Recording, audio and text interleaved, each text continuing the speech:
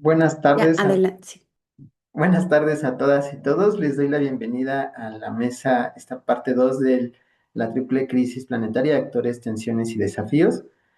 Para esta conversación contamos con la participación de especialistas que abordan las crisis ambientales desde distintas perspectivas. Primeramente voy a mencionar a el doctor César Armando Salazar López, investigador del Instituto de Investigaciones Económicas de la UNAM, reconocido por sus aportaciones al análisis económico de los desafíos sociales y ambientales contemporáneos. Bienvenido, doctor. Hola, muchas gracias por la presentación. Ya para iniciar, quisiera agradecer a la doctora Ruth Zavala por la coordinación y por haberme invitado a dialogar en esta reflexión en el marco del Día Mundial de Medio Ambiente. Me parece que el título de el panel es bastante desafiante, la triple crisis planetaria, actores, tensiones y desafíos, y que se podría abordar desde muchas aristas.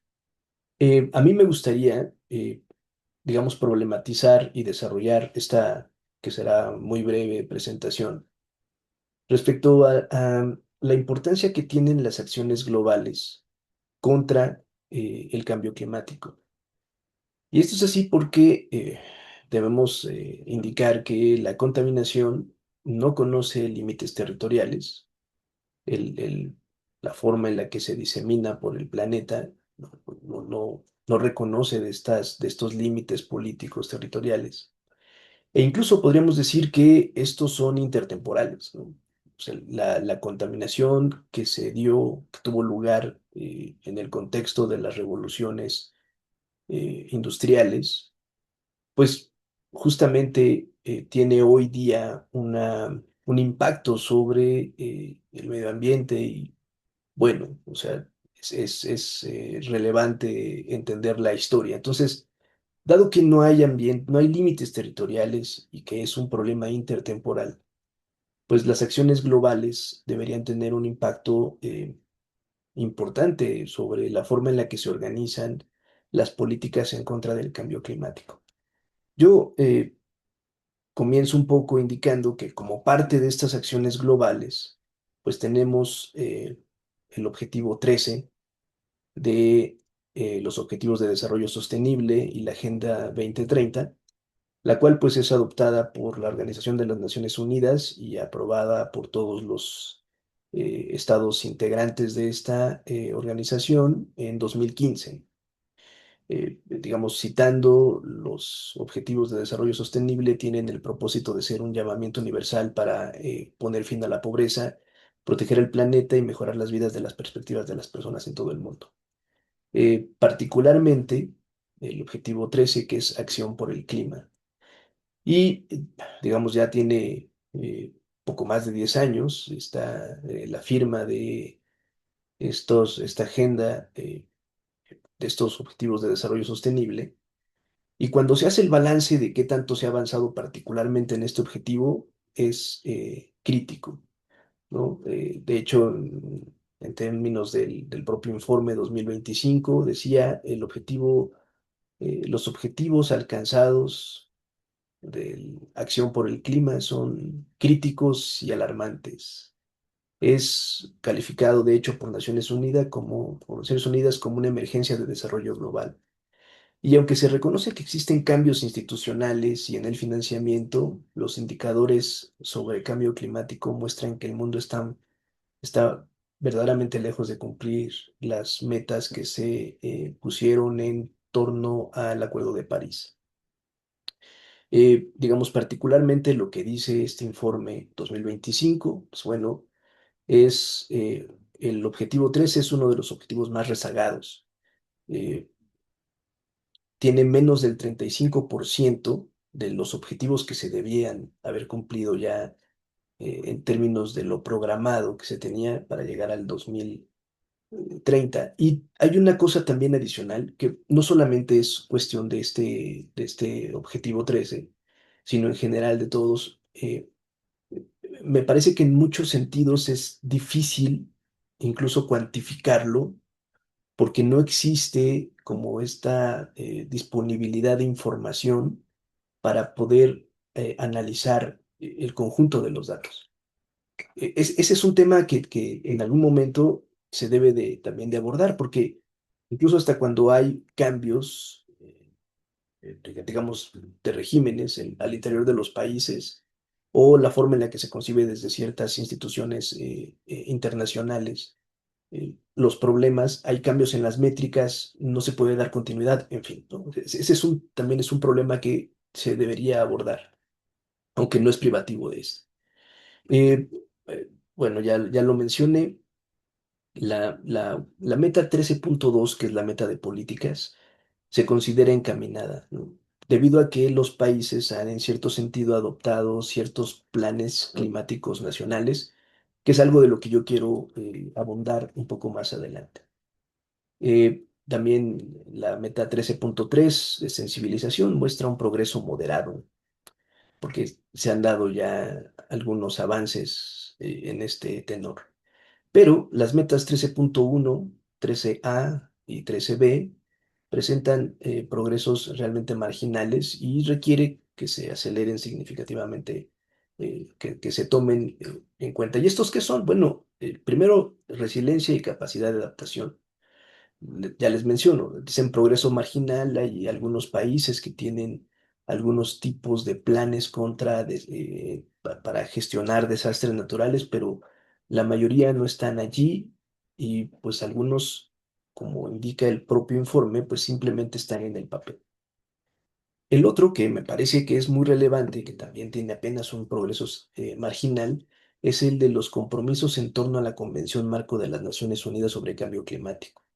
Eh, de nueva cuenta, siempre hay matices en los informes. Y bueno, se han alcanzado ciertas cifras en torno al apoyo que debe haber de los países desarrollados a los países en desarrollo con el propósito de estructurar políticas contra el cambio climático, pero sigue siendo insuficiente. O sea, el indicador no da en ningún sentido para decir que se va por buen camino, ¿no?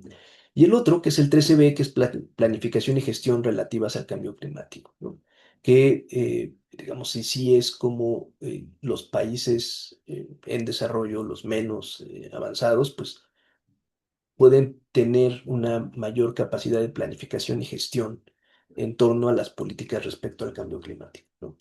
Bueno, claro que es insuficiente y hay algunos indicadores que parece que tiene sentido mencionarlos ahora mismo, que es el de que ha habido un récord en la temperatura, un incremento en el 2024, ha sido el año más caluroso de la historia, registrando 1.55 grados por encima de los niveles preindustriales, ¿no? Que ya está, de hecho, superando temporalmente el umbral crítico.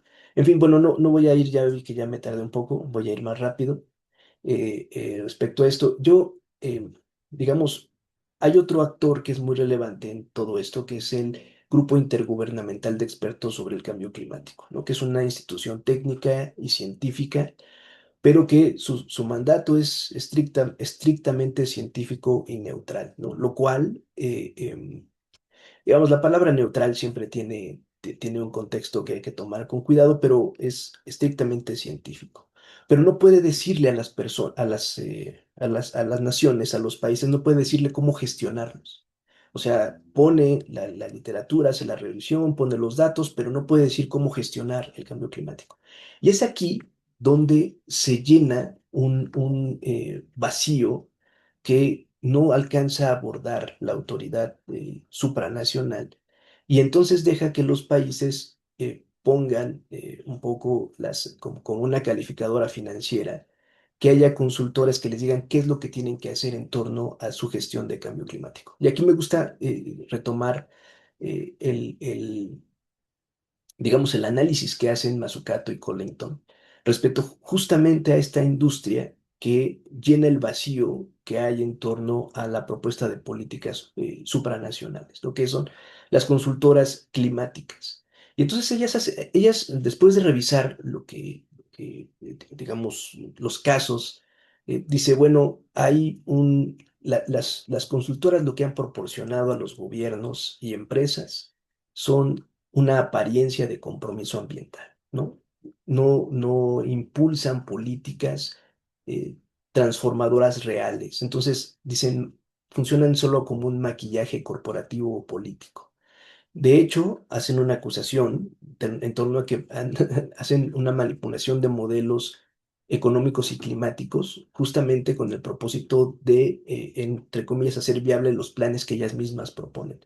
Y además hablan de conflictos de interés sistémicos, o sea, estas mismas empresas consultoras que están dando recomendaciones a los países para reducir digamos, sus emisiones y llegar a este famoso cero neto, pues regularmente al mismo tiempo funcionan, digamos, llevando a cabo tareas de consultoría para empresas a las cuales se tendría que estar regulando, ¿no? Que son altamente contaminantes. Y ponen un caso de estudio, con esto voy a concluir. Ponen un caso de estudio del gobierno del- un contrato que tiene el gobierno australiano con McKinsey en 2021 para desarrollar su plan de reducción de emisiones a largo plazo, que es hacia el 2050. No fue un contrato millonario, por supuesto, y quienes lo revisaron al interior del propio país, Australia, lo denominaban como un panfleto de estafa. ¿No? ¿Por qué? Porque tenía muchas deficiencias técnicas el modelado que había hecho para sugerir las políticas. Digamos que ya cuando se analizaba profundamente, decía que no había, las emisiones netas se quedaban cortas en un 15% a el momento en el que se llenaba el objetivo que era 2050. Decía que ese 15% se podía adjudicar, de acuerdo a lo que decía, a futuros avances tecnológicos. O sea, no había nada concreto, es simplemente, bueno, seguramente habrá más avances, habrá otro Tesla que dé lugar a que haya estas menores emisiones, ¿no? Decía también que entre el 10 y el 20% de las reducciones que estaban planeando dependían de compensaciones dudosas, ¿no? Que resultaban más baratas. Y algo bueno, por supuesto, se ignoraron las consecuencias físicas y reales del cambio climático en el análisis, pero uno que me pareció verdaderamente importante de lo que ellas indican es que el modelo de emisiones permitía que la industria del gas que la industria del gas tuviera 13% más emisiones en el 2050 de las que tenía en la actualidad en ese país, ¿no? Entonces, como puede verse, es, digamos, la forma en la que estas consultoras llenan un vacío que no alcanza a completar las autoridades supragubernamentales globales con el propósito de tener estas acciones climáticas. Ellos lo llaman una ilusión de la acción climática que es ambiciosa, pero no deja de ser una ilusión al respecto.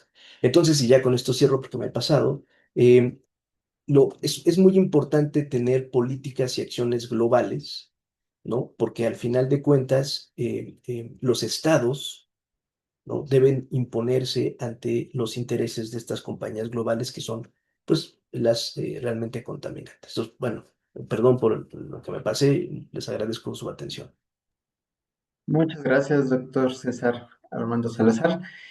Bueno, ahora me gustaría presentar a la licenciada Diana Angélica González Mena, internacionalista y especialista en el estudio de los impactos del cambio climático sobre la movilidad humana. Y bueno, su trabajo pone énfasis en una de las expresiones más humanas y urgentes de la crisis climática, que son las personas que se ven obligadas a desplazarse debido a los efectos ambientales.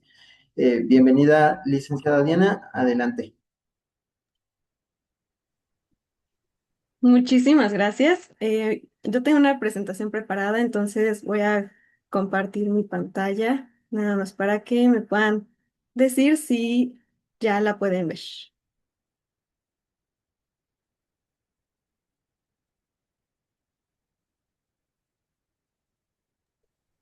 Ya se vería. Ah, perfecto, muchísimas gracias. Bueno, voy a comenzar con mi presentación en este momento.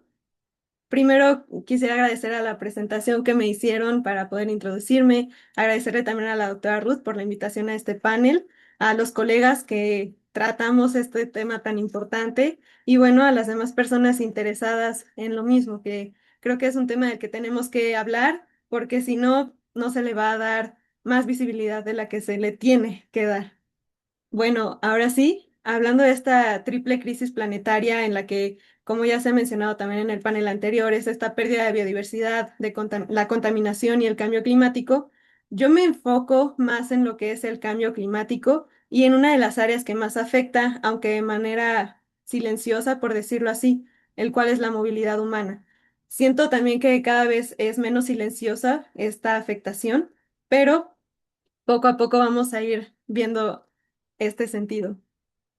Para empezar, hay que saber bien qué es el cambio climático, ¿no? Bueno, de acuerdo al artículo 1 de la Convención Marco de Naciones Unidas sobre el Cambio Climático, ay, perdón, se me movió aquí un poco. El cambio climático es un cambio de clima atribuido directa o indirectamente a la actividad humana que altera la composición de la atmósfera mundial y que se suma a la variabilidad natural del clima observada durante periodos de tiempo comparables. Es decir, es algo antropogénico, en pocas palabras. Y bueno, la movilidad humana, esta se produce desde la existencia misma del ser humano, desde que empezamos a evolucionar, esta existe. Y de acuerdo con diferentes organismos, organizaciones como la ONU, la OIM, ACNUR, Amnistía Internacional, incluso el Banco Mundial, le han tratado de dar una interpretación. Por ejemplo, tenemos migración, refugio, refugiado, asilo, desplazamiento. Entonces tenemos diferentes vertientes de la movilidad humana que cumplen con diferentes características. Ahora bien, ¿dónde está esta relación entre la movilidad humana y el cambio climático?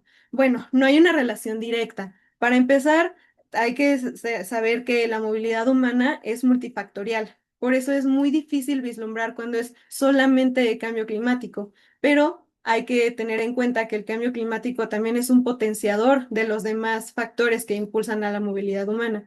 Es decir, si ponemos un ejemplo a una persona que tiene ganado y el río donde su ganado tomaba agua ya no tiene la suficiente agua por porque hay una sequía, entonces se da cuenta que a unos kilómetros de su poblado hay otro río, ¿no? Se va a ese río, lleva su ganado y esto puede provocar muchísimos problemas territoriales, incluso de este eh, raciales y demás. Entonces aquí se empiezan a mezclar muchísimas otras razones también por esta movilidad, pero se puede ver que uno de los que lo potencia es el cambio climático. Y bueno, ha habido diferentes términos para intentar explicar la relación entre la movilidad humana y el cambio climático.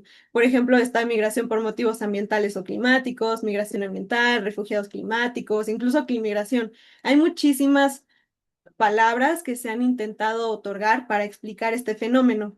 Sin embargo, yo me he dado cuenta a lo largo de la investigación en la que me he enfocado, es que se utilizan de manera indistinta. Por ejemplo, si llegas a leer alguna noticia, algún artículo que saca la OIM sobre alguna población, no sé, en Brasil, que sufrió de cierta movilidad humana por causas del cambio climático, le pueden decir al inicio que es una migración ambiental, pero después mencionan que las personas son refugiados climáticos. ¿Y esto qué causa? Causa que haya muchísima confusión en todos los niveles. Para empezar, las mismas personas que se están viendo afectadas por este fenómeno. Luego, las personas o los encargados, tomadores de decisiones que deberían de protegerlos. Y también a los investigadores, porque no hay una forma tangible o no hay una forma unificada de poder decir quiénes son quién y por qué cumplen con ciertas características para formar parte de cierto grupo. Es por eso que un concepto que yo propongo es el desplazamiento climático. Y bueno, ¿qué es? Es un tipo de movilidad humana forzada provocada por los efectos del cambio climático que afecta especialmente a las poblaciones que tienen una relación íntima con el entorno natural. Esta puede ser interna o transfronteriza, pero es en la mayoría de los casos causante de la desaparición de las tierras habitables y productivas de los afectados, otorgándole una característica de imposibilidad de retorno. Y bueno, aquí me pueden preguntar, bueno, pero ¿cómo sabes o por qué dices que es desplazamiento y no, por ejemplo, migración o refugiado? Yo busqué que tuviera ciertas características que el concepto, ya sea migración, refugiado, asilo o desplazamiento, cumpliera para que pudiera considerarse que sea un desplazamiento climático. Este tenía que ser ya sea interno o transnacional, que haya posibilidad de retorno, que sea forzoso y que incluya los efectos del cambio climático. De acuerdo con esta tabla que yo hice, el desplazamiento es el que cumple con estas características y los demás términos no. Por eso yo elegí el término o propongo el concepto de desplazamiento climático. Ahora, Hay un caso, hay muchos casos, pero hay un caso que me llama mucho la atención y que es muy interesante, que es el caso de Tuvalu. Tuvalu es un país muy, muy, muy pequeño. Es el cuarto país más pequeño del mundo, por detrás de la Ciudad del Vaticano, Mónaco, Nauru y bueno, ya después sigue Tuvalu. Tiene menos de 30 kilómetros de territorio y tiene una población de entre 11.000 y 12.000 personas. Entonces se podrán imaginar el tamaño tan pequeño que tiene. Y bueno, este tiene diferentes factores que causan una baja resiliencia económica, seguridad alimentaria e integridad territorial, los cuales son la influencia externa, la amenaza medioambiental, por ser una isla de baja altitud, está a menos de 5 metros, y evidentemente también su configuración geopolítica. No voy a adentrarme mucho en eso, pero también es un factor muy importante que se tiene que tomar en cuenta. Aquí les puse unos mapas para poder hacer como un poquito más de zoom hacia dónde está Tuvalu. Aquí tenemos Australia, se empieza a ver también Papua Nueva Guinea, Tuvalu, y ahí ya están todas las demás islas que están a su alrededor. Por ejemplo, las Islas Salomón, Vanuatu, Fiji, que son sus islas o sus vecinos más cercanos, están muy lejos, están a kilómetros de distancia. Y bueno, aquí ya se puede ver en este mapa de Google Maps la isla, o bueno, es una cadena de islas, lo que es Tuvalu. Y esta es una proyección que se tiene para en unos años. Las partes que están marcado en rojo, que si se dan cuenta es literal toda la isla, están estimadas a hundirse. El mar se las va a tragar por el incremento del nivel del mar. De hecho, se tiene previsto que para 2050 Funafuti, que es donde está Baiacu, que es esa parte donde se está marcando en el mapa, va a estar hundida completamente en pues, los próximos 24 años, lo cual es muy, muy, muy alarmante. Em, Tuvalu sabe a lo que se enfrenta y esto hace que se tenga una política de exterior de cooperación. Se ha enfocado en muchísimos programas regionales, ha tratado de ayudar, de buscar ayuda internacional de diferentes maneras y la única forma en la que ha encontrado cierto apoyo es a través de una política exterior de cooperación. Esta imagen es una imagen que causó mucho impacto en su momento.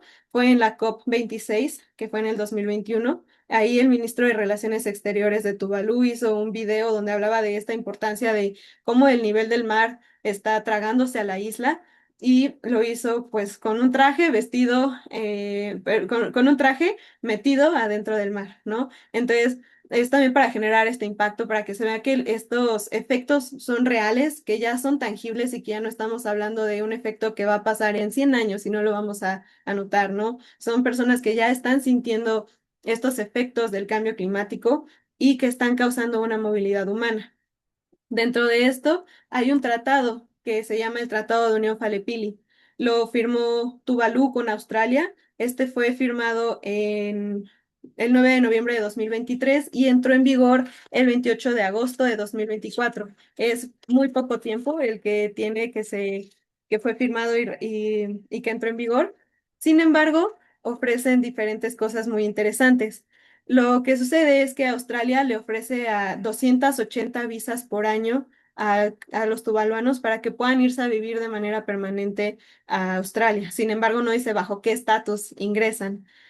También una parte de este acuerdo es en el que Tuvalu tiene que estar de acuerdo con las políticas militares que tome Australia. Tiene que estar completamente de acuerdo en todo lo que diga y solo eso, ¿no? Es como te voy a dar todos los derechos que tú quieras, te voy a dejar entrar en mi territorio, pero tú tienes que estar de acuerdo conmigo en todas mis decisiones militares. Y bueno, aquí se puede ver esta injerencia o bueno, estos intereses que tienen países más poderosos en Tuvalu, ¿no? En este caso Australia, que es el más cercano.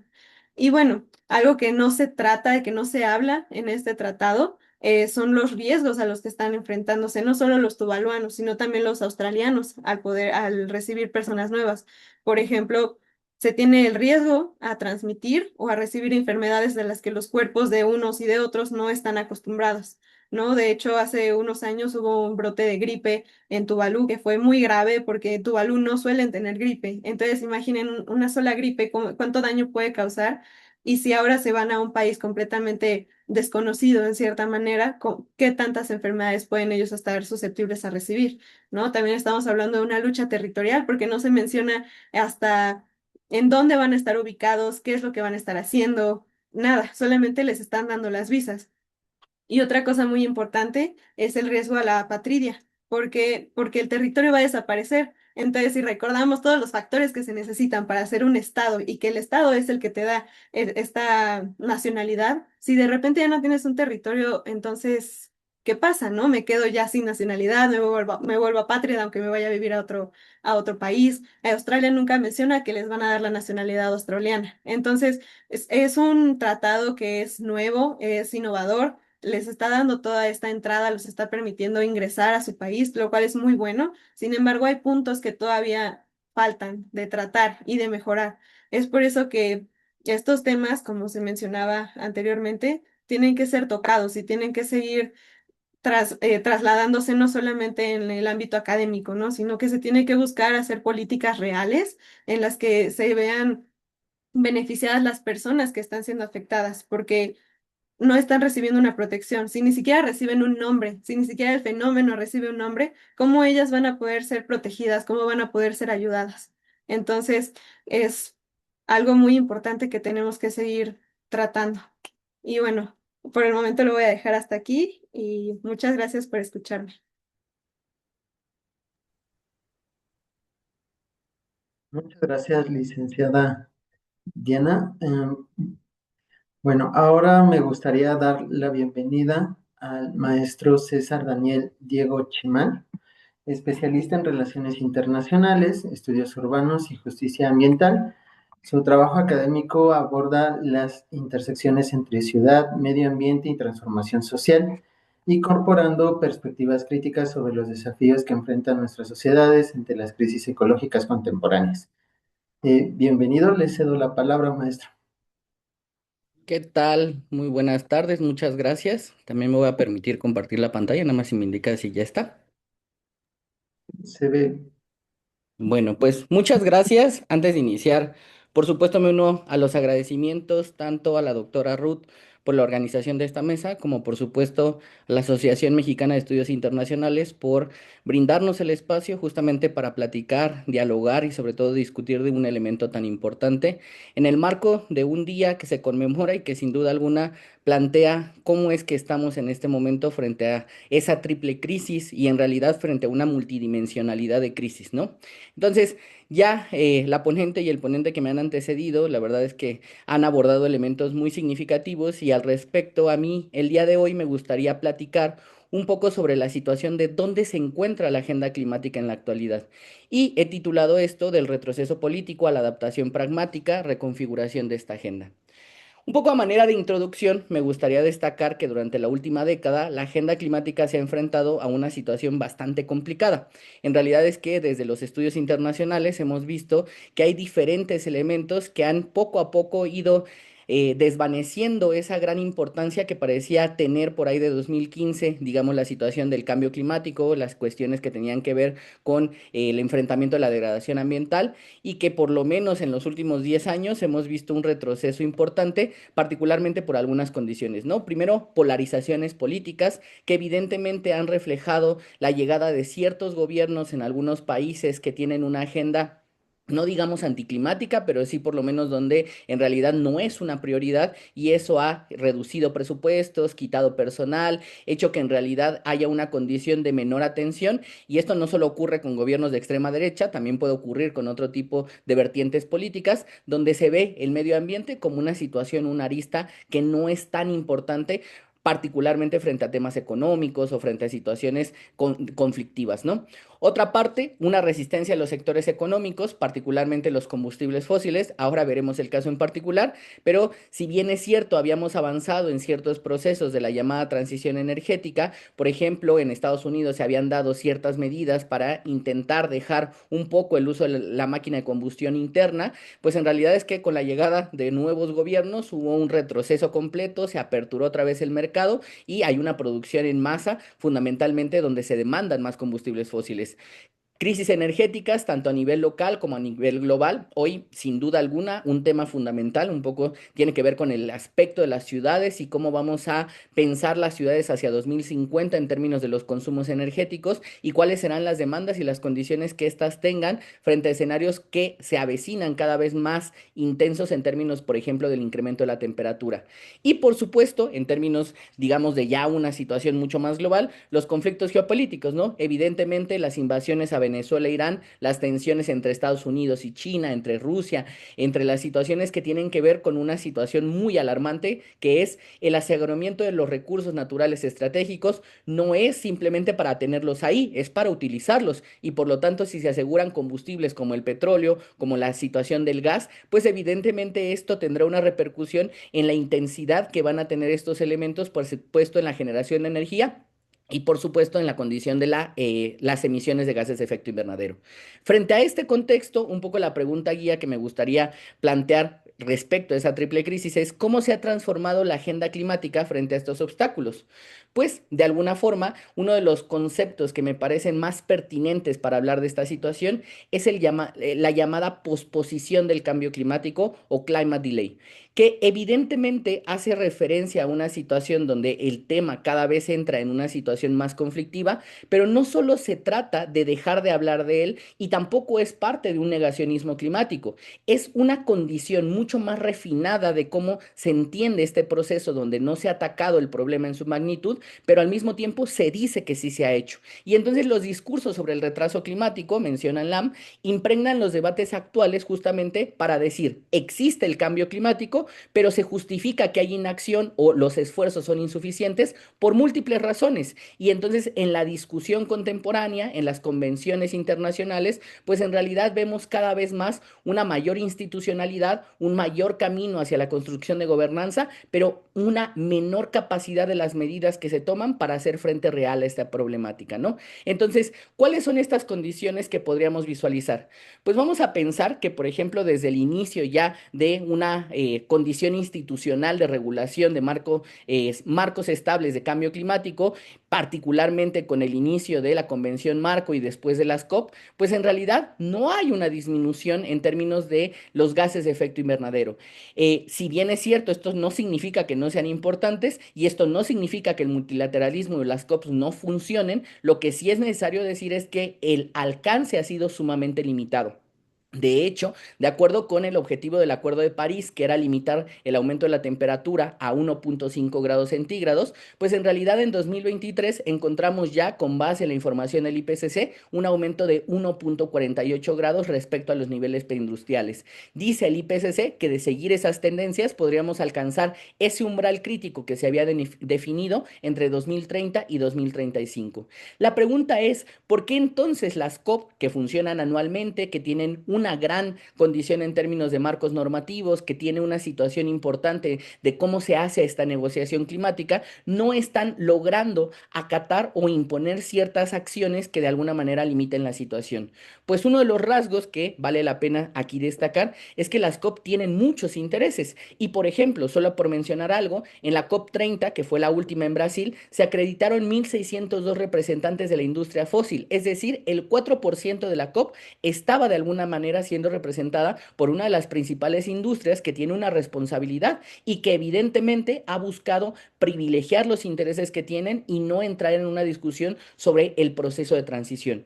Finalmente, la declaración de la COP eliminó toda referencia a los combustibles fósiles, incluso a pesar de las protestas en su momento de Colombia, que han llevado, por ejemplo, a lo que se comentaba hace rato, que se hiciera ya una convención para esa situación de disminución en el uso de los combustibles en Santa Marta, Colombia, pero que en realidad también nos hace cuestionar cómo es que está dándose esta representación. Y por lo tanto, esta situación en términos de la posposición, lo que de alguna manera nos invita a pensar es cómo se está construyendo un escenario de posverdad. Ese concepto que de alguna manera intenta reflexionar sobre las condiciones y la construcción narrativa sobre ciertos problemas, nos invita LAM a identificar 4 puntos. Entre ellos, por ejemplo, la idea de la posverdad y la situación del retraso caso climático, tiene que ver con que muchos de los actores fundamentales para, de alguna manera, limitar estas emisiones, tienen una idea de actuar primero significa que yo puedo perder y por lo tanto yo tengo que dejar que alguien actúe antes que yo para que en esa medida yo pueda también tomar ciertas acciones. El problema es que mientras esos grandes actores ven quién actúa primero, pasa que muchos no están actuando porque están esperando en esa situación quién lo hace en una situación anticipada. Otra parte importante en esa construcción narrativa es que se dice el cambio es imposible, porque entonces parece que se abona a una situación catastrofista y en realidad esto no significa que no se haga nada, sino que se hacen cosas dentro de los parámetros aceptables, normativos y regulados dentro de un propio sistema de acumulación. Y aquí, por ejemplo, a lo que vamos a llegar a la adaptación es completamente una situación que puede en algunos casos no entender las dimensiones de lo que estaba, por ejemplo, presentando Diana sobre una cuestión de qué vamos a adaptarnos si ya no va a haber territorio en el cual vivir. Y eso, de alguna manera, refleja otro punto. El cambio tiene que ser disruptivo y por lo tanto es una situación que si no llega a ser disruptiva, entonces, pues, ¿para qué tomo esas acciones en una situación anticipada? Si yo no voy a llegar a cambiar completamente todo el escenario internacional, pues entonces, pues, no tiene tanto sentido que yo invierta en una condición de lo que puedo llegar a hacer. Y ojo con ese discurso porque en realidad representa incluso algunos parámetros donde algunos países ejercen la idea de que la soberanía, de que otros tienen que actuar primero, y entonces este concepto, bueno, esta situación en términos de las responsabilidades comunes, pero diferenciadas, pues en realidad se vuelve también una condición que es completamente desvirtuada en función de quien está haciendo un mayor daño, pues en realidad está buscando que todos actúen en la misma medida. Y por último, el cambio climático necesita ese proceso de transformación. Acá es importante decir que muchas de esas medidas abogan por el optimismo tecnológico, la idea de que habrá una solución básicamente como una condición, no quiero decir mágica, pero sí que llegue a una situación de solución que pueda resolver la crisis en su profundidad, cuando en realidad no se está haciendo o no se están tomando las medidas adicionales. Y como lo hemos visto en esta multidimensionalidad, no solo una acción puede de alguna manera limitar las situaciones. Por tanto, la idea fundamental que me gustaría poner en relieve es qué ha pasado con estas condiciones. Pues sin duda alguna hay dos pilares fundamentales en términos de esas negociaciones. Uno tiene que ver con el proceso de mitigación y el otro tiene que ver con la adaptación. Uno no es mejor que otro. Al contrario, ambos son enfoques complementarios que están determinando una condición necesaria para enfrentar las condiciones y las trayectorias futuras. ¿Por qué? Porque necesitamos mitigar para reducir las emisiones de gases de efecto invernadero y con ello limitar justamente los efectos que estamos viendo. Y por lo tanto, atacar las causas que están provocando esta triple crisis es fundamental en términos de cómo resolvemos y cómo proponemos acciones hacia situaciones de energías renovables, hacia movilidad sostenible, hacia captura de carbono. Y por el otro lado, la adaptación de alguna manera tiene que ver con un sentido de reducir la vulnerabilidad de las poblaciones, actuar sobre las consecuencias que ya vemos y sobre las consecuencias plausibles que se pueden generar justamente con las trayectorias y escenarios de cambio climático. Construir infraestructura resiliente, gestión hídrica, sistemas de alerta temprana son fundamentales. El problema está que dentro de esa construcción narrativa y dentro de esa posverdad, la adaptación ha ido ganando un terreno que es muy peligroso, no porque no sea importante, y esto lo destaco y lo enfatizo, sino porque en realidad nos están conduciendo a adaptarnos a una situación infinita sin ningún tipo de restricciones y también de manera completamente desigual e inequitativa. La adaptación pragmática en realidad está funcionando como un complemento a la mitigación o por el contrario está sustituyendo este discurso en las negociaciones climáticas. Porque en esa medida los riesgos es que cuando normalizamos los impactos climáticos, reducimos la ambición de mitigación, lo que estamos promoviendo es profundizar desigualdades.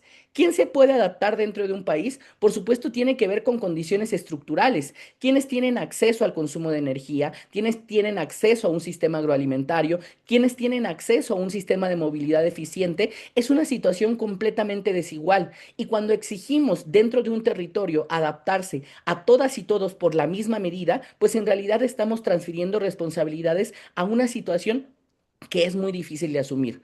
En esa medida, actores, instituciones y financiamiento reciben una carga adicional. Pensemos en los mecanismos de adaptación que están llevando a cabo algunas ciudades frente a escenarios que amenazan cada vez más el aumento de la temperatura. O, por ejemplo, lo que está sirviendo en términos de ese financiamiento de la adaptación, justamente para pensar cómo vamos a transitar hacia esas trayectorias. Y para ejemplificar esto, me gustaría poner en manifiesto que esto ha cambiado de una manera importante siguiendo el dinero. Este es un elemento fundamental porque me parece que cuando seguimos los recursos financieros, nosotros notamos cuáles son las prioridades. Justamente en esa dimensión se ha creado a través de esta institucionalidad el Fondo para la Respuesta a Pérdidas y Daños. Este es un fondo clave y la verdad me parece una de las medidas muy interesantes que se han generado a partir del reconocimiento del problema climático. Este fondo fue un mandato generado desde la COP21 y con el Acuerdo de París que tenía como objetivo principal ayudar a las naciones en desarrollo que son particularmente vulnerables a los efectos adversos del cambio climático y por lo tanto a responder a las pérdidas y daños económicos y no económicos que eran provocados por esta situación. Su creación formal ocurrió en la COP27 y durante la COP28 se integró ya un consejo de 26 miembros. A partir de 2024 se albergó una sede del consejo y el Banco Mundial se determinó como quien iba a actuar como fideicomisario justamente para hacer el desarrollo de todos estos financiamientos. En realidad es que en la COP28 se empezaron a realizar las promesas de financiación y aquí es donde vamos a destacar la situación del dinero.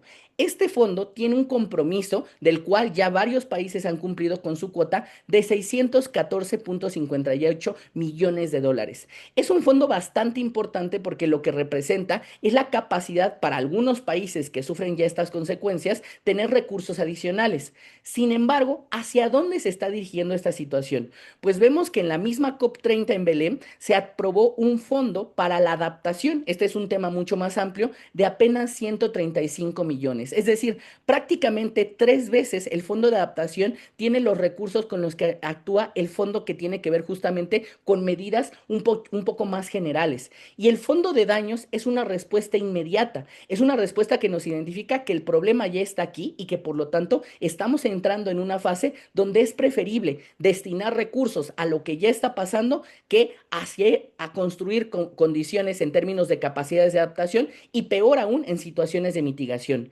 Esto es aún peor, porque si nosotros lo comparamos entonces con la situación de los subsidios que recibe la industria fósil, pues en realidad la situación se vuelve mucho más complicada. Tan solo en 2024, los subsidios explícitos que recibieron las compañías fósiles fueron de 73 mil millones de dólares, alrededor del 0.6% del PIB mundial. Mientras que los subsidios, digamos, que van no solo al consumo, sino a las situaciones de producción, de situaciones de inversión, de generación de tecnología, ascendieron a 6.7 billones de dólares, el 5.8% del PIB mundial. ¿Qué significa esto? Que estamos destinando mucho más dinero o que estas grandes compañías a una situación de mantener esos esquemas de reproducción que a una condición que tiene que ver tanto con la adaptación como con la condición de una situación de los fondos para los daños. El problema es que en las agendas climáticas este discurso de la adaptación pragmática gana fuerza y deja de lado la condición de atacar las causas estructurales de esta problemática. Por tanto, y como para ir concluyendo, uno de los elementos que vale la pena destacar es que la adaptación pragmática está asimilando el problema, está financiando soluciones, pero los alcances son sumamente restringidos. Frente a un presupuesto donde los combustibles fósiles representan más del 5% de la situación del PIB mundial y donde las condiciones de los fondos de daños o de adaptación de construcción de capacidades van muy por debajo, pues en realidad parece más bien como ponerle un parche a un tanque que se está completamente saliendo en todas las condiciones. La disyuntiva entonces no es adaptarse o no. Claro que tenemos que adaptarnos, pero en realidad lo que tenemos que discutir o lo que se tendría que discutir en esos foros es a qué nos adaptamos y por qué nos estamos adaptando. Si nos vamos a adaptar a quedarnos sin territorio, si nos vamos a adaptar a vivir en un planeta más caliente, si nos vamos a adaptar a perder una gran cantidad de biodiversidad, a tener mayores niveles de contaminación, la pregunta es quién se va a poder adaptar a esas condiciones. Y por lo tanto, la adaptación solo es factible si se complementa con esfuerzos por mitigar.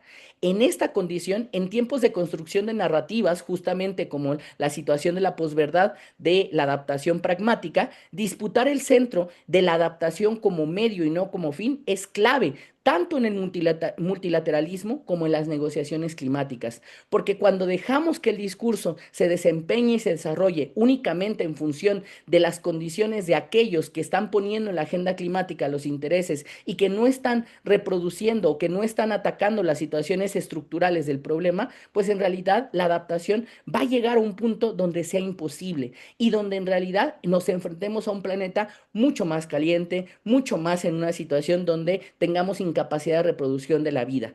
Es por eso que la adaptación no es una negación, pero la condición es a qué y cómo nos adaptamos. Muchas gracias.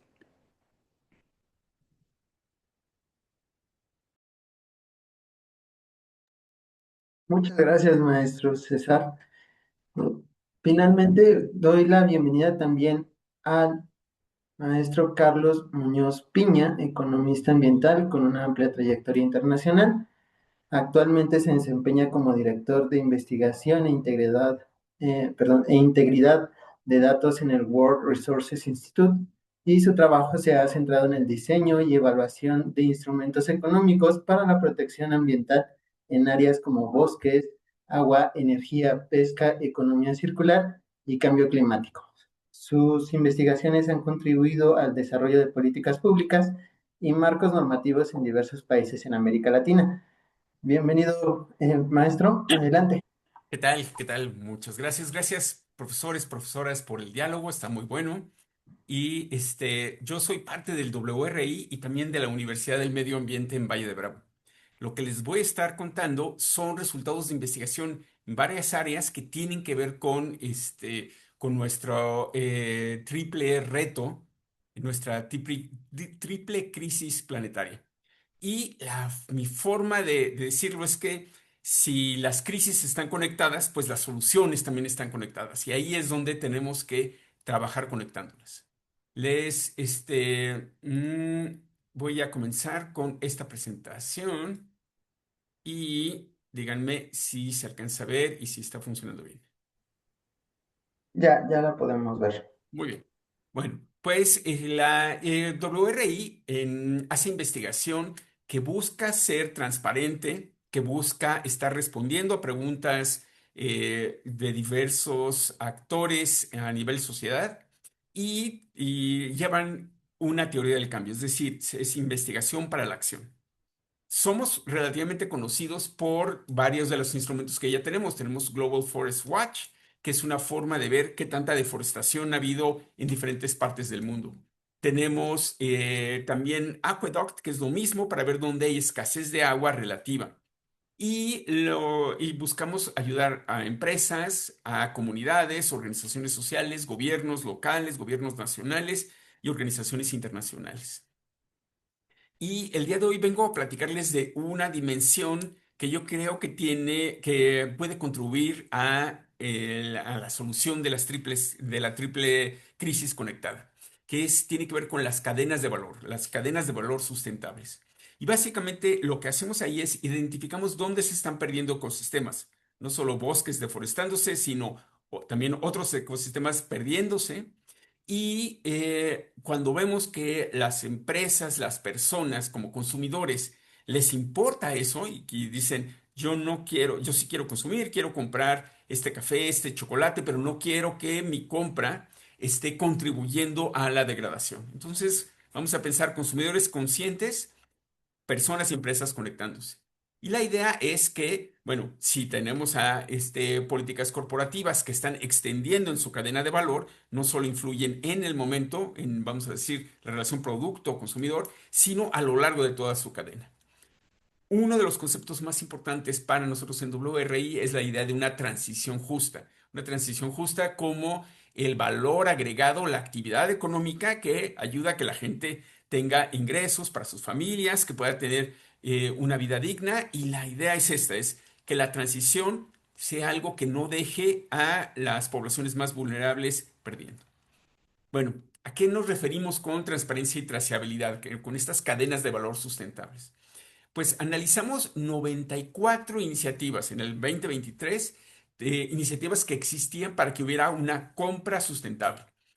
85 de ellas, 85% de ellas no habían conducido, no tenían ningún trabajo de evidencia de qué tanto el que la gente comprara té, café, pesquerías que venían de lugares certificados o que se tenían una cadena de transparencia contra la deforestación. Realmente pocas de ellas habían estudiado cuál era su efecto. Es decir, existía el instrumento, existía el sello, pero no había información de qué había cambiado. Eran puras anécdotas. Y pues, la gente les tenía esperanza, la gente proponiéndoles las organizaciones, instituciones, pero, pero si no tenemos evidencia, no tenemos iteraciones y proyectos. Son oportunidades que se pierden de no aprovechar la ciencia de datos para saber qué es lo que sí está cambiando y qué es lo que no está cambiando. Y aquí pueden ver un mapa, no me voy a detener mucho en ello, pero hay algunas del lado izquierdo, tenemos las que tienen trazabilidad, que te ayudan a saber de dónde vino la madera que estoy comprando. Y transparencia, bueno, cuál fue la forma en la que se extrajo esa madera, cómo se restauró el ecosistema. Luego tenemos algunas que son guiadas por el sector privado y otras que están guiadas por el gobierno o por la sociedad civil. Y ahí pueden ver la lista, estarán reconociendo a Open Timber Portal, Global Forest Watch, el nuestro, que trabaja mucho en transparencia.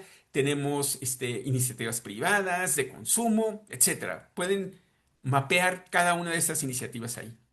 ¿Qué es lo que hicimos? Nos fuimos, el equipo de Martina Schneider, Carolina Winchester, Elizabeth Goldman y Yang Shao se pusieron a analizar qué pasaba con el cacao. Y la demanda del cacao estaba creciendo. La región, en este caso de Costa de Marfil y Ghana, produce 2/3 partes de la cocoa del mundo.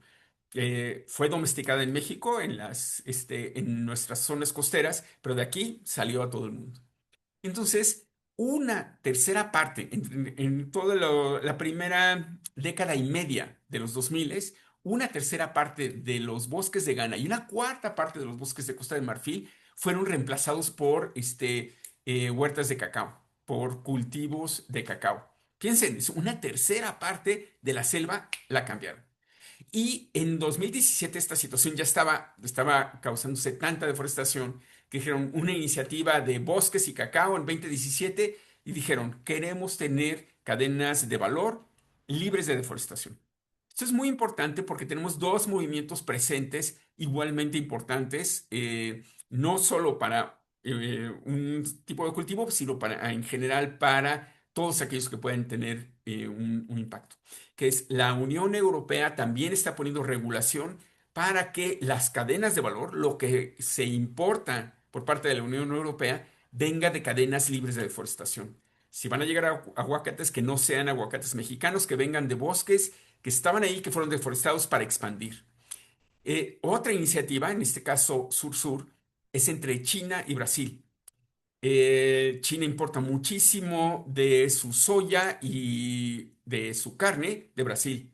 Brasil es agroexportador, pero el argumento es, no podemos estar, China, como consumidores, contribuyendo a la deforestación, incrementando el cambio climático y a la vez tener una política climática progresiva, en la cual haya muchos vehículos eléctricos, energías renovables. Era como, si es un esfuerzo, tiene que ser un esfuerzo no solo del país, sino de toda su compra y venta. Entonces tenemos uno de los países de mayores ingresos de la Unión Europea comprándole al resto del mundo, queriendo tener cadenas de valor sin deforestación. Tenemos China y Brasil conectados comercialmente, que también dicen queremos una certificación de que todo lo que estamos importando no está contribuyendo a la destrucción del Amazonas.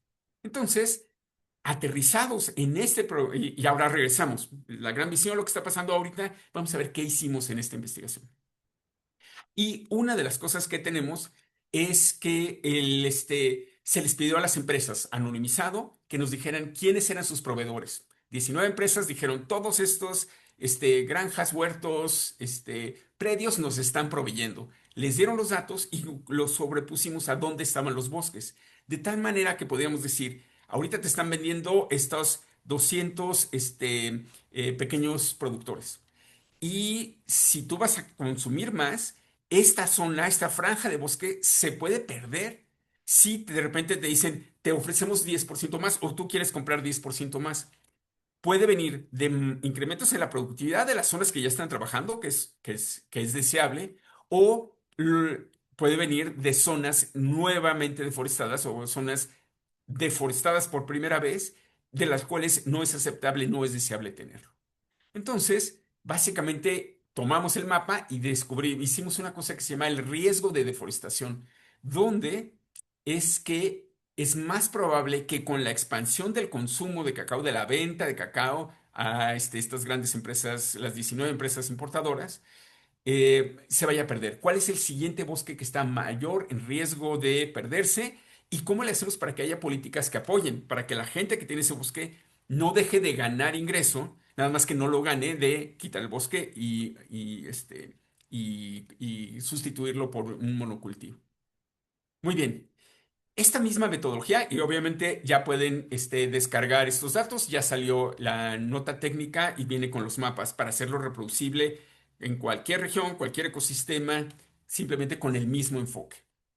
Muy bien, tenemos en conexión con agua varias agendas de investigación que están conectadas. Por ejemplo, para Bogotá, identificar cuáles son las cuencas que abastecen a Bogotá y cómo se está perdiendo el bosque en ellas. Y estamos conectando las dos porque es cambio climático, hace mucho más difícil el que haya cambio en la exposición al calor o pérdida de agua, el que tengamos impactos en el bienestar de la población se puede defender la ciudad de Bogotá a través de mantener bien sus cuencas. Mejores bosques, mejores ciudades. Esa es nuestra serie de investigación. También la idea de tener soluciones basadas en la naturaleza. Si tienes zonas que están teniendo cada vez más y más impactos de inundación, bueno, siempre se puede poner más cemento para evitar que la inundación afecte a los nuevos barrios afectados o los más frecuentemente afectados. Pero solo construir cemento no está siendo una solución completa. Entonces, la idea de una solución basada en la naturaleza es: proteges a la naturaleza para que la naturaleza te proteja a ti. Tenemos un proyecto en varias ciudades africanas en las cuales la idea es: las zonas inundables, se restaura el bosque, se hacen parques, áreas naturales que se protegen y que se dan acceso a la población para que se disfruten, pero esas captan el pulso. Cuando las aguas suben, esa es la zona que se inunde y el ecosistema responde con inundaciones temporales. Cuando baja, este es un lugar de mucho acceso, etcétera. Entonces, se evita hacer vulnerable a la población que ocupen hasta la orilla de los ríos y se dejan estos humedales protectores, soluciones basadas en la naturaleza. Y uno de los puntos muy importantes cuando llegue a tocar el punto de México, las finanzas públicas locales. Nos fijamos siempre en, bueno, esa zona de bosques, ¿qué es lo que generó? Generó que hubiera menos pérdidas y hay menos pérdidas, los negocios les va mejor, están pagando más impuestos, estamos captando los impuestos en el predial, en el IVA, y eso está regresando para que la ciudad pueda mantener sus bosques. Entonces, si lo piensan, es un ciclo virtuoso en el cual estar conservando bien a la naturaleza es algo que genera actividad económica, que genera impuestos y con eso se usa en presupuestos responsables para proteger a la naturaleza. Es lo circular, incluyendo las finanzas públicas locales.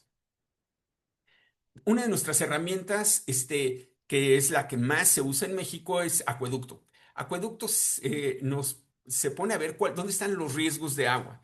El riesgos de agua no solo es el presente, sino es qué tan rápido está creciendo la población, qué tan rápido está creciendo la industria, qué está pasando con la agricultura, quién está usando el agua, tomando en cuenta al usuario ecológico, a los usos del agua en la naturaleza. El agua, como diría la canción, los peces en el río, las aves acuáticas, los humedales y cómo eso nos genera también actividad económica, turística, pesquerías y simplemente salud en general. Por ejemplo, la pérdida de manglares en México. Si la infraestructura evita o le corta los flujos de agua dulce, cuando los manglares tuvieran una mezcla de agua salada y agua dulce en esta diversidad de manglares que tenemos, entonces se empiezan a morir. Y si se mueren los manglares por haberse roto su equilibrio de agua dulce o agua salada y llegan más huracanes, llegan tormentas, esos huracanes ya no absorben la fuerza mecánica del oleaje y entonces se vuelve mucho más vulnerable la zona costera. Los esfuerzos de restauración que WRI México en particular está llevando a cabo con manglares siguen esa lógica, soluciones basadas en la naturaleza, proteger el agua que protege el ecosistema, que protege la economía. Me iré rápido con algunas de las otras cosas. ¿Se acuerdan que les dije que no se había evaluado bien todavía? Bueno, nosotros no solo queremos hacer herramientas que todo el mundo use y que sean muy llamativas, necesitamos checar para ver qué efectos tiene. ¿Quién ha usado nuestras herramientas para alguna acción de política municipal, política estatal, política nacional? Y no solo gobiernos, sino también empresas, defensores y defensoras del medio ambiente. Y tenemos varias pruebas que están andando. Ustedes se pueden meter a nuestro sitio y ya verán los datos de Perú, Indonesia, el Congo y lo que llamamos las alertas de deforestación. Uno de los estudios más interesantes fue cuando estábamos desplegando las alertas de deforestación. Empezamos a trabajar en algunos países antes que en otros por las bases de datos y por los tiempos que estaban. Y lo que hicimos fue ver cómo cambiaba la tasa de deforestación en los lugares que primero tenían acceso a las alertas de deforestación. Y fue impresionante porque muchos gobiernos locales decían, gracias a que yo tengo y me llega a la semana, se están perdiendo tantas hectáreas en tal zona, podían mandar sus esfuerzos de vigilancia, de negociación comunitaria, de lo que fuera necesario y lograron reducir a una tercera parte la deforestación en las zonas en las que les avisábamos que había un problema. Perú, Indonesia, Congo lo están usando y la idea es también empezar a evaluar.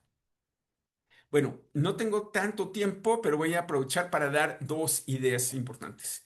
Una de ellas es el precio del carbono y el cambio climático. La idea de que las señales de precios son importantes y descentralizadas, a diferencia de un mandato o una regulación, es porque en el momento en el que ya la gasolina, el diésel, la energía es cara, cada empresa, grande, chica, mediana, cada hogar decide qué, cómo, dónde y cómo reducir.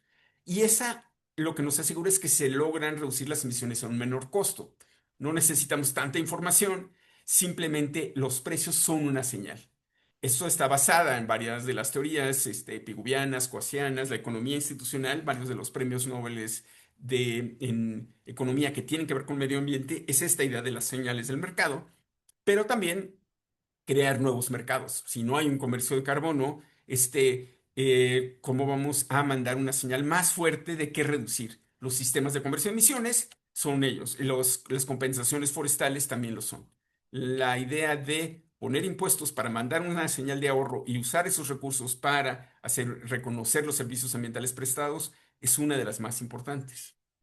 En generación eléctrica también estamos ahorita arrancando en México estudios al respecto y la idea es, sí, cambió a mitad de los 2010, ya las empresas paraestatales están teniendo una dominancia, manteniendo un porcentaje del mercado siempre para estas, pero ante la falta de inversión, ante el no tener suficiente inversión gubernamental para ampliar la oferta de electricidad, especialmente renovables, tiene que haber una conexión con el sector privado. Entonces, ahorita en los 2020 sí tenemos una jerarquía paraestatal, un eh, porcentaje que siempre va a tener que ser proveído por el Estado, pero el sector privado puede ser proveedor de la empresa paraestatal que a su vez da servicio al resto del país. La idea de la inversión privada complementando la inversión pública es nuestra gran apuesta ahorita y una en la que tendríamos que estar fijándonos para ver qué es lo que pasa. Muy bien, voy a pago por servicios ambientales es esta idea de reconocerle a los ejidos y comunidades que están protegiendo la naturaleza, están capturando carbono, están protegiendo la diversidad por nosotros y la idea es reconocerles esto a través de un pago por hectárea, un acuerdo comunitario e impulsar sus negocios sustentables. Aquí me iré más rápido porque ya hay menos tiempo, pero son los análisis que tenemos sobre qué pasó con los subsidios. Me voy a poner en esta que tiene que ver, primero, una visión global. ¿Qué va a pasar con el empleo?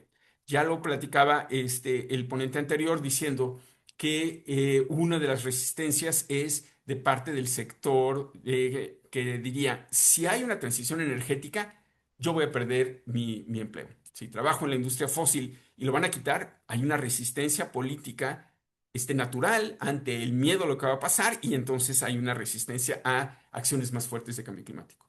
Si no hay una transición justa, la resistencia por parte de las y los trabajadores va a ser uno de los frenos de la acción climática más ambiciosa.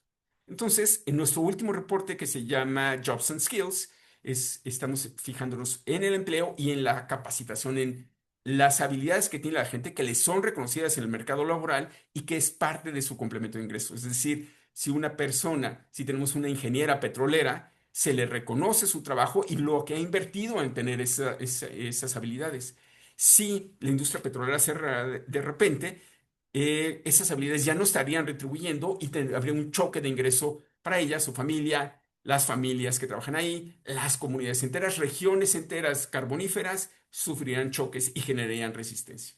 Entonces, en nuestro estudio ustedes pueden ver en verde los empleos que se crean con transitar a lo verde. Es decir, si pasamos a eólico y solar, pues toda la instalación de paneles solares, el mantenimiento genera demanda, la producción de autos eléctricos genera demanda en manufacturas, pero el dejar de producir autos a combustión interna, esos empleos se pierden porque ya no se están haciendo pistones, por ejemplo.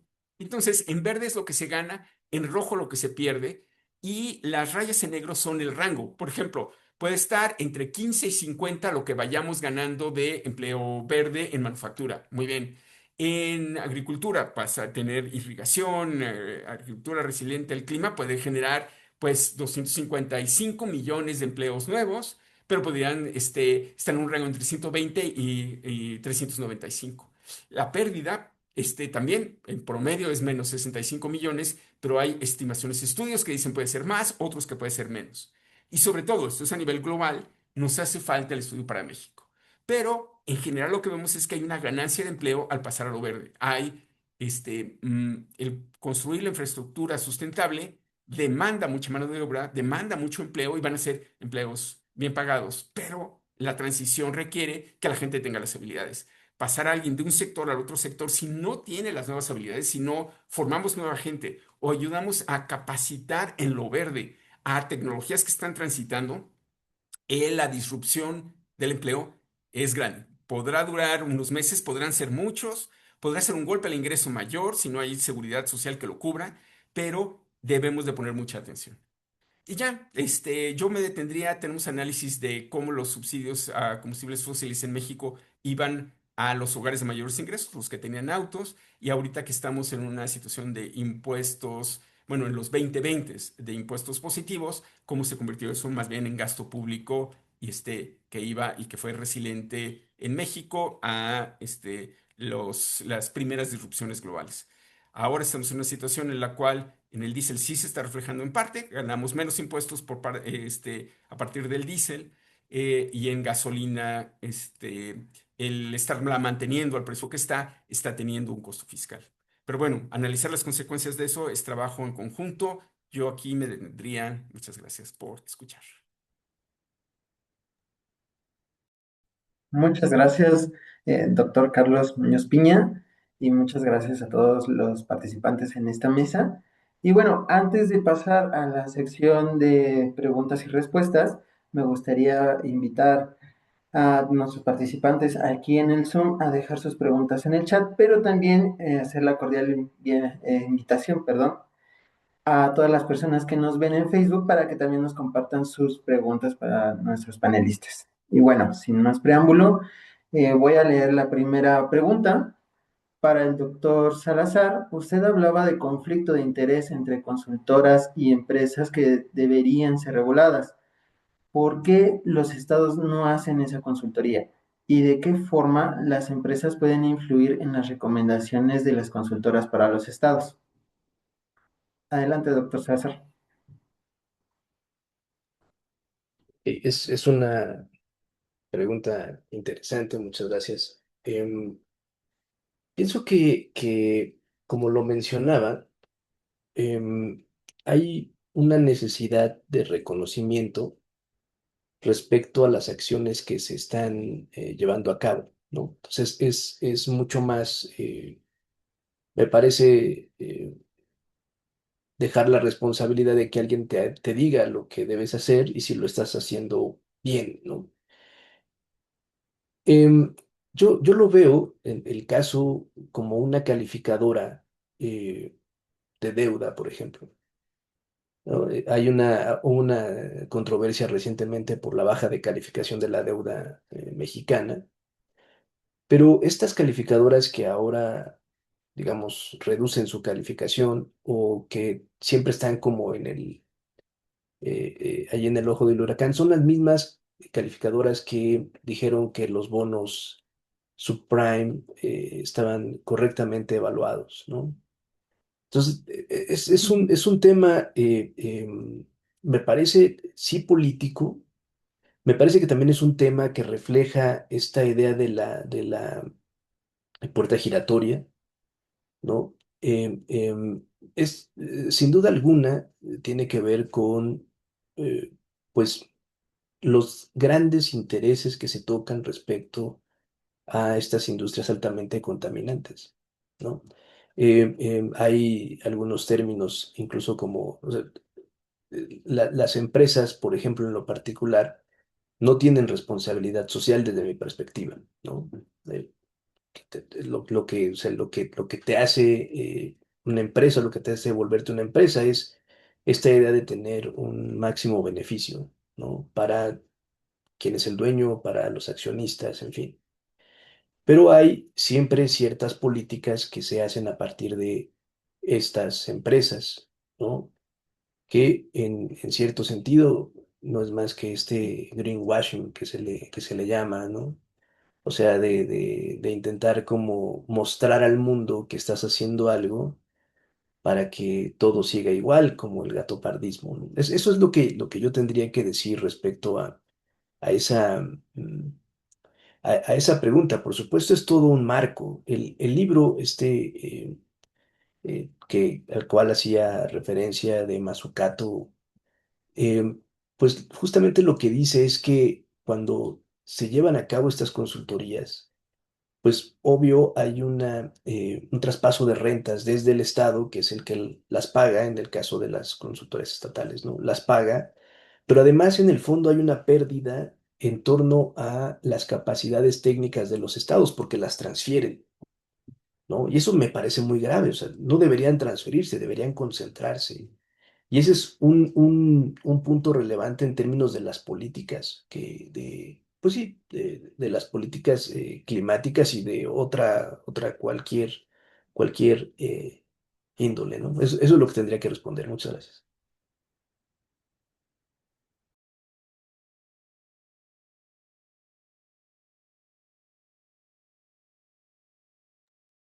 Muchas gracias, doctor Salazar.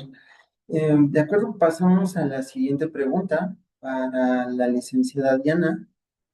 Ante el avance de gobiernos populistas y de extrema derecha en el mundo, qué previsiones se han tomado desde la ONU para enfrentar la crisis de desplazados climáticos que se agravará en los siguientes años? Muchas gracias. Sí, la ONU ha tomado diferentes iniciativas, entre las que se puede destacar la búsqueda del robustecimiento de infraestructuras, sistemas de alerta temprana y de soberanía alimentaria en las zonas o en las regiones donde más susceptibles están a sufrir de un desplazamiento climático. De hecho, en Tuvalu sí tiene un programa que es un programa donde están buscando robustecer esta infraestructura y también las alertas tempranas. Y bueno, también se ha manejado mucho estos acuerdos bilaterales regionales o incluso dentro de las mismas áreas que están afectadas. Un ejemplo es el Sahel, donde tienen un acuerdo donde todos los países del Sahel están trabajando conjuntamente para poder proteger a los desplazados. Ellos los llaman desplazados internos porque no salen como tal de África, ¿no? Pero ellos trabajan esa parte conjunta. Entonces, se ha trabajado mucho en estos temas.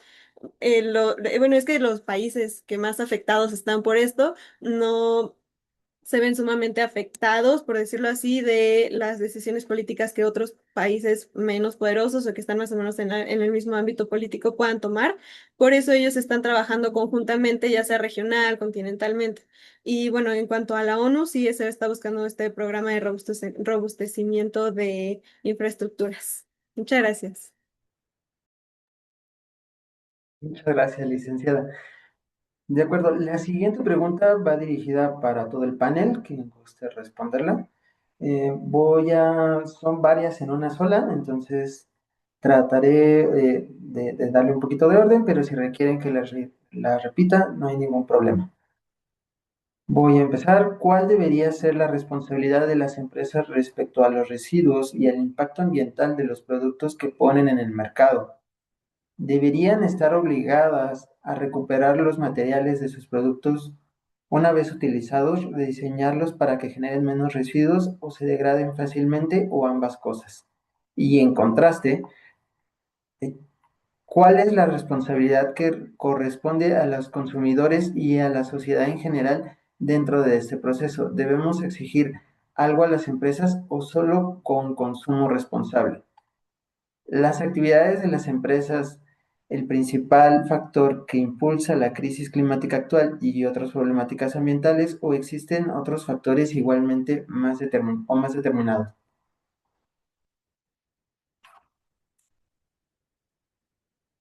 Entonces, quien guste ir contestando, adelante.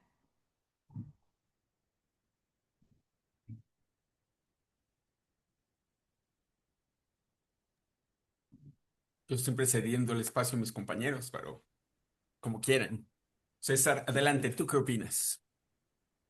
Justo yo pensaba que tal vez podíamos ahí dialogar. Creo que, eh, vaya, hay algunos elementos que me parecen bastante interesantes de lo que se ha venido manejando en la mesa. El primero que me gustaría destacar y justo vinculando con la pregunta, ya lo mencionaba el doctor Carlos, tiene que ver con la propia dimensión de la trazabilidad en términos de esas cadenas de comercio. Y eso me parece fundamental porque justamente en la mañana también se mencionaba como parte de los acuerdos con la Unión Europea las condiciones que tienen que ver justo con algunas situaciones que México va a tener que ir poco a poco construyendo en términos de tener una mayor capacidad en términos institucionales para gestionar un consumo responsable, una situación de comercio justo, etcétera, ¿no? Creo que ahí una de las claves tiene que ver con la propia idea de la pregunta sobre las responsabilidades.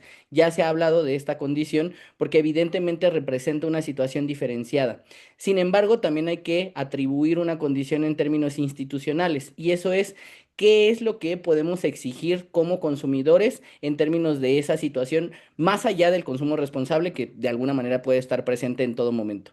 Entonces, me parece que como consumidores hay dos elementos. Una parte que tiene que ver con la normativa institucional, creo que es fundamental, como se mencionaba durante el desarrollo de las ponencias, que en términos de cómo nosotros visualizamos esas cadenas productivas y entonces exigimos que una empresa pague lo justo, tenga una situación sostenible, tenga una garantía, por ejemplo, de reforestación, pues de alguna manera implica también que haya una presencia en el mercado de todos esos productos para que podamos tener una situación fundamental de acceso a un consumo responsable, pero también en una oferta en un mercado en el cual podamos acceder, porque esa es una limitante, porque las desigualdades históricas y las condiciones estructurales están presentes. Y claro, todos deberíamos tener la opción de consumir aquel producto que tiene un menor impacto ambiental, pero si en términos, digamos, de desigualdad, en términos de acceso, de poder adquisitivo, yo tengo que acceder a uno que no tiene esas condiciones porque es para lo que yo tengo en una sociedad,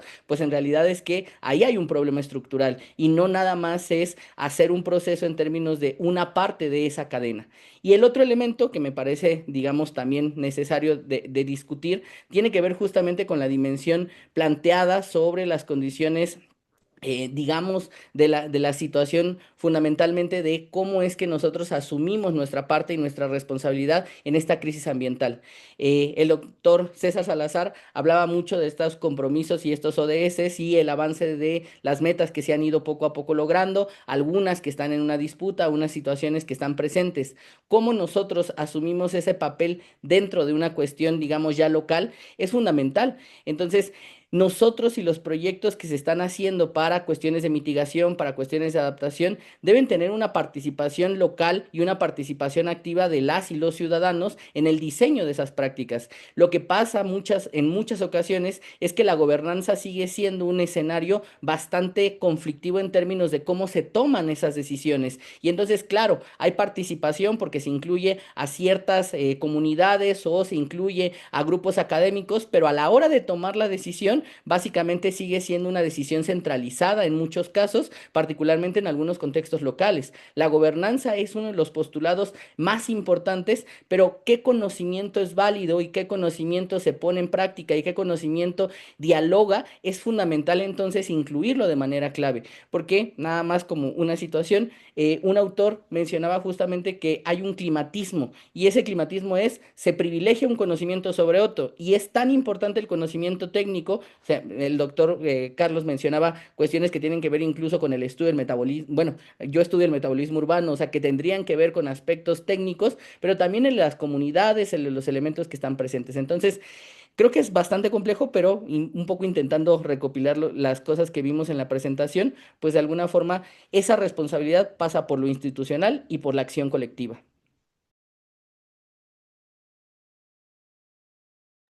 Mi respuesta sería, primero, les puse la referencia de una investigadora de la Universidad del Medio Ambiente que está trabajando en el tema, entonces les invito a checar mucho de lo que ha estado escribiendo. Y nosotros también tenemos una serie de publicaciones sobre economía circular. Mi respuesta rápida ahí sería que tenemos que ver qué funciona, tenemos que analizar. Cuando salió esta ley de economía circular, ¿cuál fue el efecto? Si salió esta regulación, ¿qué es? Entonces, les diría, es un enfoque científico, es un enfoque de investigación. Ciertas reglas, cierto comportamiento del consumidor, ¿cuál es el resultado? Y vamos viendo, tomemos en cuenta los costos y los beneficios de ambas cosas, busquemos lo que sea de menor costo agregado a la sociedad y de mayor responsabilidad de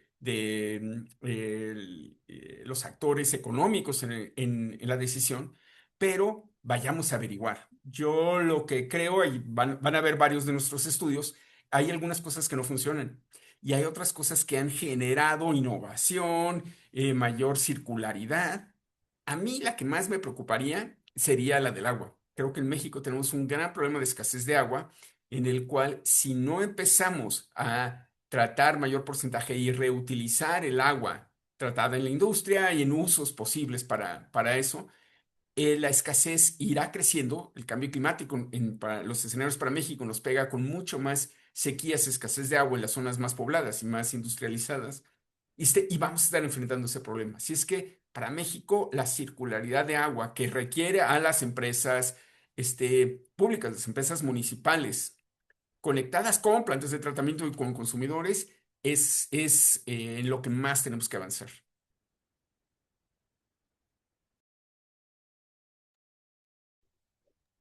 Bueno, no sé si puedo hacer un comentario rápido. La verdad, muy interesantes las respuestas de mis colegas. A mí me gustaría decir, si bien es cierto que yo me centré en la parte global, ¿no? También pienso que las regulaciones locales son muy relevantes en estos temas. Yo, como les mencionaba, no creo mucho en la autogestión de las empresas, porque ellos tienen un propósito específico, y creo mucho más en la regulación, ¿no? O sea, que debería haber un proceso de regulación gubernamental en el cual pues obligara a las empresas, y bueno, la supervisara, ¿no?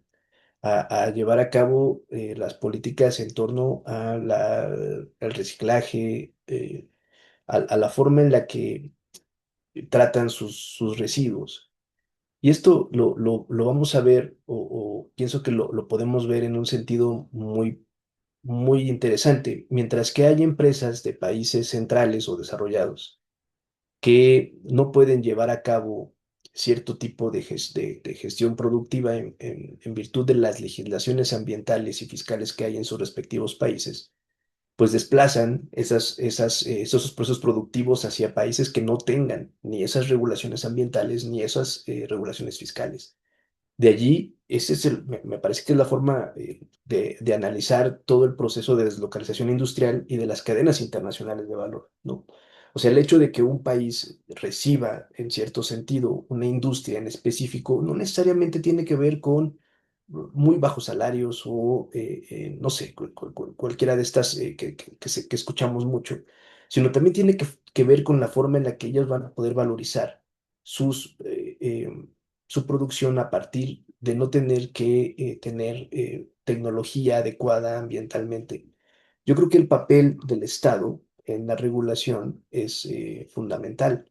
O sea, deberíamos tener un Estado mucho más proactivo, pero no solamente para poner leyes que nadie respete, ¿no? Sino también fortalecer la posibilidad de supervisión del Estado para que efectivamente las empresas pudieran tomar con seriedad todas las regulaciones, ¿no? Y es que el problema es que tiene un carácter altamente político. Y lo recuerdo respecto a cuando llega Andrés Manuel e indica que no se va a llevar a cabo, que no se va a poner una planta, Constellations Brand, creo que era en el norte del país, que quería producir cerveza o algo así. Y entonces dice, no, no se va a llevar a cabo, se hace una consulta, se dice que no, uno de los puntos era, pues va a gastar mucha agua en una zona donde no la hay, o la fallidísima planta de Tesla, que se decía también, no, no, no se ponga ahí porque ahí no hay agua, que vaya a otro lado, y al final terminó anunciándose que iba para allá, aunque no se logró. Pero lo que quiero decir con esto es que parecería que en realidad esta parte política impera más allá de lo que efectivamente se necesitaría con el propósito de construir políticas públicas que vayan en contra del cambio climático, regulaciones ambientales específicas, justo para lograr una mayor celeridad en estos procesos de combate, ¿no? al cambio climático. Eh, Me gustaría decir un par de ejemplos más que tengo ahí, pero creo que con esto ya alcanzo a poner ahí mi punto de vista al respecto a esta pregunta tan, tan relevante, me parece. Gracias.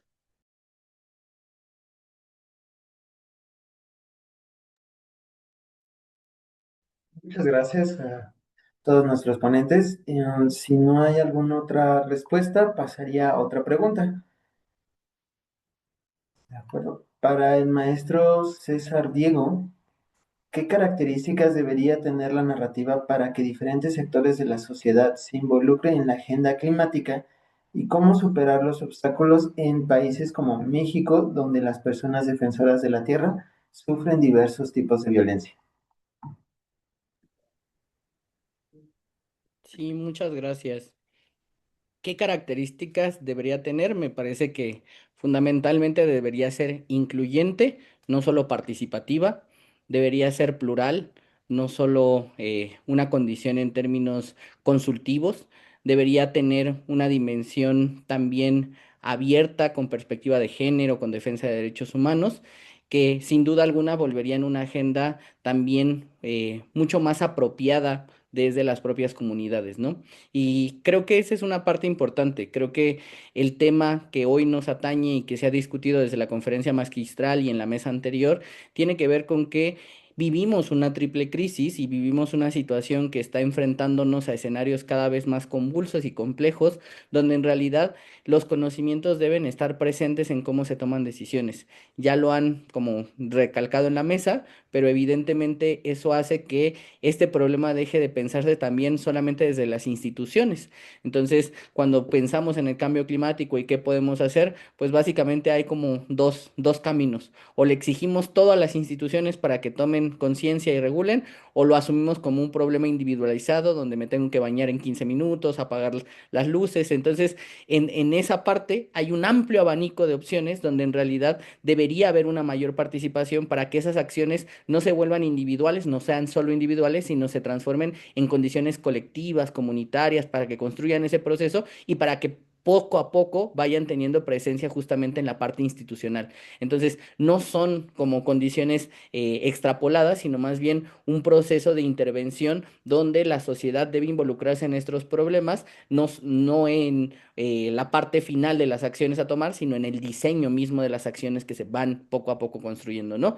Y en realidad eso en escenarios, pues de alguna manera como el de México, pues es muy complicado. Brasil, Colombia, que tienen índices de defensores ambientales sumamente altos en asesinatos, desapariciones y cualquier otro tipo de intimidación, de alguna manera muestran y reflejan que es un problema que tiene una relación de poder.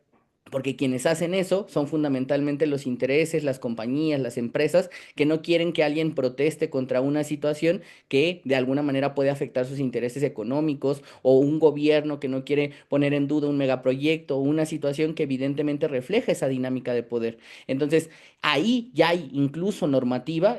Tenemos el acuerdo de Escazú, que es uno de los acuerdos a mi parecer más importantes en materia, pero aún, por ejemplo, en México falta tener una condición de regulación, de armonización con el derecho local, de seguimiento de instituciones. Nos tocó hacer como un trabajo, sobre todo de evaluación para algunos estados, y veíamos que muchas leyes locales todavía como que no dialogan también con el acuerdo de Escazú. Entonces, es un proceso que va desde lo jurídico hasta la parte económica, política, y que evidentemente refleja la necesidad de atacar un problema que tiene una dimensionalidad enorme. Y yo reforzaría la idea de César. Tenemos que aterrizar Escazú en México, a nivel local, estatal y nacional. Y está bien, está muy bien escrito, es vinculante, son cosas que los gobiernos tienen que hacer, pero aterrizarlo es la etapa actual.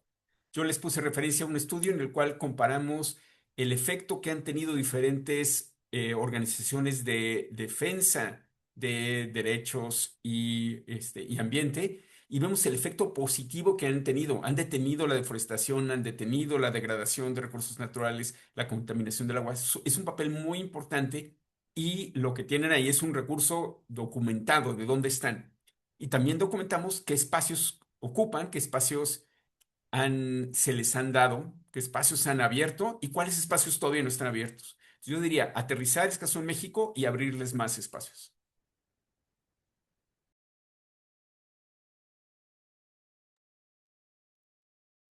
Muchas gracias, César Diego y Carlos Muñoz. Si no hay más respuestas, pasaría a preguntar, bueno, más bien a ver si tenemos más preguntas por parte del público.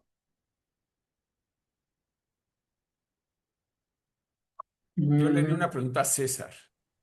César, ¿tú qué esperas que pase con esta coalición de los Willing, de Colombia y los otros países que quieran avanzar para sacar a los combustibles fósiles? ¿Qué esperamos vamos a decir, la parte internacionalista? ¿Qué espera de esa subcoalición global que tiene mucho más empuje a sacar los combustibles fósiles? Sobre todo pensando, Colombia tiene carbón mineral por todos lados, como regiones enteras que dependen de eso. No va a ser fácil. ¿Tú cómo lo ves? Yo creo que es un reto enorme y creo que justamente va al sentido propio de la transición, ¿no? Parece un poco que la idea de abandonar los combustibles fósiles tiene que ver con muchos procesos a la par. El empleo me parece una cuestión clave, se ha discutido la propia situación de la pérdida que puede provocar, cuestiones en términos, por ejemplo, de la intensidad que necesita una transición en términos de minerales para producir otro tipo de energías.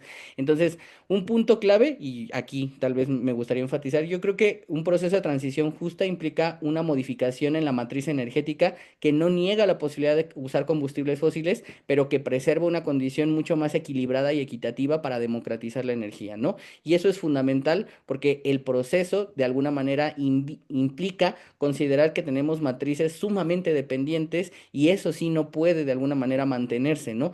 Pero no podemos negar su influencia.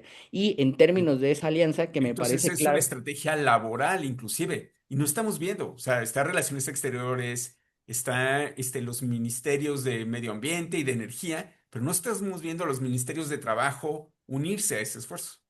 Claro, sí, y por ahí la Organización Internacional del Trabajo publicó un informe de trabajar en un planeta más caliente, entonces también creo que son claves de cómo involucrar a sectores empresariales en un problema que también les va a afectar, ¿no? Porque parece que ellos solo son causantes de la situación, pero en realidad en una gobernanza, pues efectivamente también tendrían que ser parte de las condiciones, pero con incentivos, ¿no? O sea, el doctor Salazar mencionaba regulaciones, pues claro, debe haber una condición regulatoria, pero también de incentivos para que se involucren de forma activa, ¿no?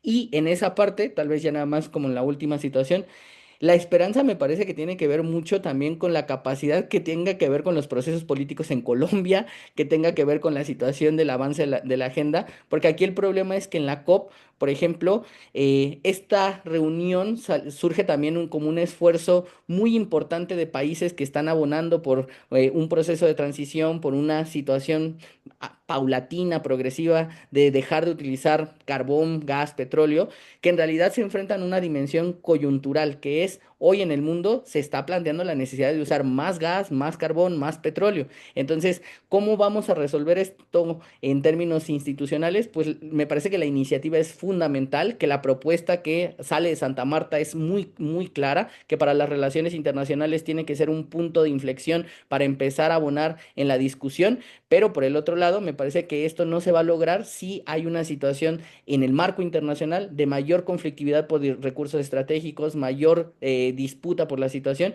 y en Colombia particularmente, pues incluso por el proyecto político que llegue en este proceso que están viviendo justamente a asumir la agenda climática. Eso ya lo estamos viendo en América Latina y pues es una cuestión como muy complicada. Podría decir que tengo más esperanza, pero en realidad también creo que hay que ver el contexto regional y global. Muchas gracias, César Diego y doctor Carlos Muñoz. Bueno, con esto estaríamos culminando esta mesa y agradezco profundamente a nuestras y nuestros panelistas por compartir sus conocimientos, reflexiones y perspectivas sobre los desafíos que el planeta, que plantea la triple crisis planetaria. Sin más por el momento, de verdad agradezco a todas las personas asistentes por acompañarnos y contribuir a este espacio de diálogo y reflexión. Y bueno, con esto damos concluido la mesa, la triple crisis planetaria, actores, tensiones y desafíos, parte 2. Muchísimas gracias a todos y todos. Gracias, hasta luego. Un Gracias, hasta gusto. Hasta luego. luego.